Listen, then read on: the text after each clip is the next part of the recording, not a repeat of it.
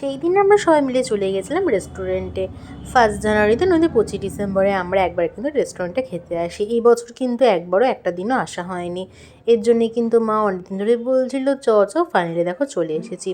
প্রথমে না একটা কাবাব টাইপের নিয়েছিলাম, কাবাবটা না দারুণ ছিল খেতে। এখন যখন ভিডিওটি এডিট করছি এখনও মনে পড়ে যাচ্ছে।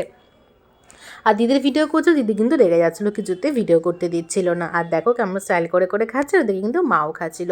রেশমি কাবাব না কিছু একটা কাবাব ছিল, আইটেমটা কিন্তু খুব ভালো ছিল দাম আন্দাজে। দামটাই 290 টাকা মতো ছিল, বাট খেতে কিন্তু দারুণ ছিল। 4 কি 5 পিস ছিল। তারপরে নিয়েছিলাম বাটার নান, চিকেনের একটা আইটেম, আর দিদি কুলচা না কি একটা নিয়েছিল। মোটামুটি কিন্তু হালকা খাবারই খেয়েছি, খেয়ে কিন্তু পেট ভরেনি, কিন্তু হালকার মধ্যেই খেয়ে চলে এসেছি।